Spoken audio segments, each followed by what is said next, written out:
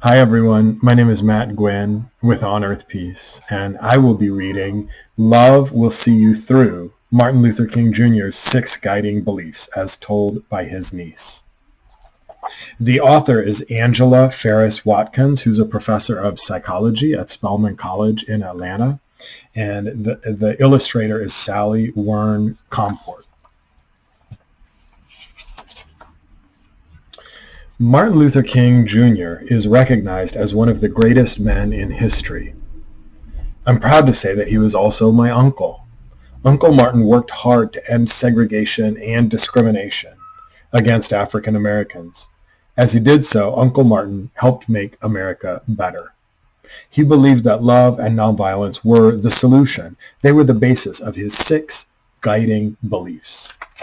Number 1, have courage. Uncle Martin faced adversity with courage. For him, courage meant solving problems without using violence. In 1955, Uncle Martin led a boycott to address the problem of segregation that forced African Americans to ride in the back of or stand up on public buses in Montgomery, Alabama. He encouraged people to stop riding the buses until segregation on buses ended. That's what it meant to organize a boycott. One night, as Uncle Martin spoke at a local church in Montgomery, he got the news that his house had been bombed by people who were angry about the boycott. He knew that his wife and 2-month-old baby girl were inside the house. Uncle Martin rushed home. There he found a mass of policemen, news reporters, and fire trucks surrounding his house. There were also many African Americans who wanted him to fight back. Uncle Martin courageously resisted the use of violence that night. First, Uncle Martin made sure that his family was safe. Then he walked out onto his front porch and told the people to put down their weapons. He explained that the bus boycott would only be won with a spirit of love. Uncle Martin was right. In December of the following year, he proudly announced that segregation on Montgomery's buses was over. Number 2, love your enemies. So there's Dr. King preaching in church. Uncle Martin believed that as we courageously face our problems, we must seek to love our enemies. One Sunday morning, Uncle Martin preached a sermon called Loving Your Enemies. In his sermon, Uncle Martin explained how to love our enemies and why we must love our enemies. He said that first we must make sure that we have love in our hearts. Then we should realize that there is good and bad in everyone. Uncle Martin said that we should find the good in our enemies and love that part of them. Uncle Martin said that the reason why we must love our enemies is because God wants us to. He also said that the more people hate, the more we will all live in a world filled with hate. Hate eventually destroys the spirit and the mind of the person who holds it, but love makes everyone stronger.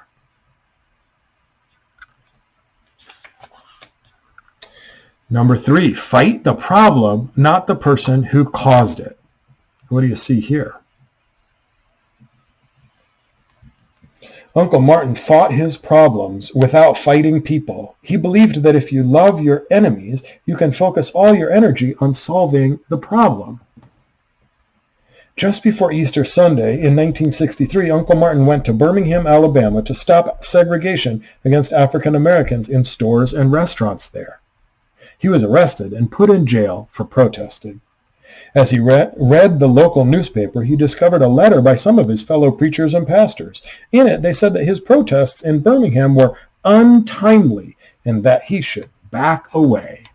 Wasn't the right time to raise a protest like that. Uncle Martin wrote a letter in response that did not attack the preachers and pastors, but rather focus on the problem of segregation. In the letter, he expressed his love and respect for the ministers. He knew that his letter was an opportunity to explain to hundreds of people why the battle for equality must be fought. Uncle Martin's letter received a lot of public attention and became famously known as the Letter from Birmingham Jail. Number 4, when innocent people are hurt, others are inspired to help. Uncle Martin believed that when undeserving people are hurt, it inspires others to offer their help. He demonstrated this when he went to Selma, Alabama in 1965 to organize a voter registration drive and to stop discrimination that prevented African Americans from registering to vote. After Uncle Martin successfully registered to vote at a local Selma hotel, a white man attacked him because he didn't want African Americans to vote. Many of the people who fought for the voting rights of African Americans were also beaten as they marched and protested. When the world saw this cruelty and hatred, they witnessed the real evil behind discrimination.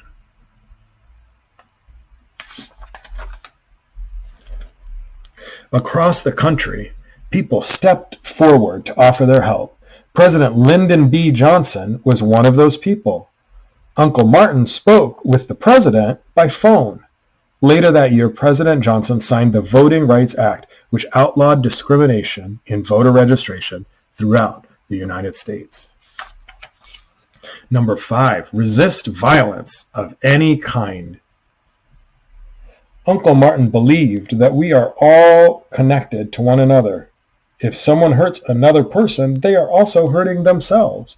He also understood that violence is a destructive force, but that love has the power to create and build. So even when Uncle Martin was hurt, he did not respond with violence. What do you see here? People kneeling and praying in the street and the police looking on. In 1966, he went to Chicago to protest practices that kept African Americans from having the same kind of housing as white people. As he and others marched, someone who hated his protest threw a rock that hit him in the head. Uncle Martin fell down on one knee for several moments. He didn't yell out or throw the rock back or encourage his supporters to fight back. He knew that responding with violence would destroy his chances of creating better housing for African Americans. Uncle Martin got back up and continued the march. With a spirit of love, he stayed focused and kept working. Later that year, the Real Estate Board, Housing Authority, and banking institutions of Chicago all agreed to stop housing discrimination towards African Americans. Number 6, the universe honors love. Uncle Martin believed that a higher force in the universe honors us when we use love.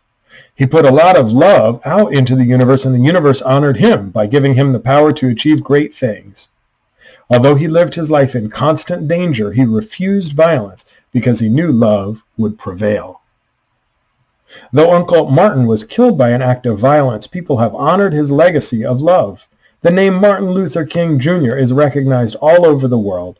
A national holiday is named for him and celebrated every year. Countless city streets are named after him. All over the world, buildings and memorials stand in tribute to him.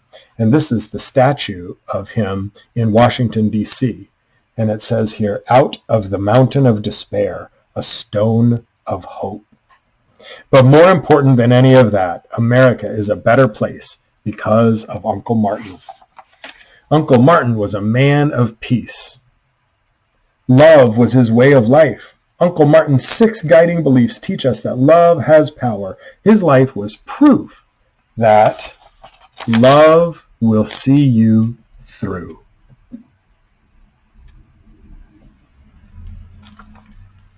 Thank you.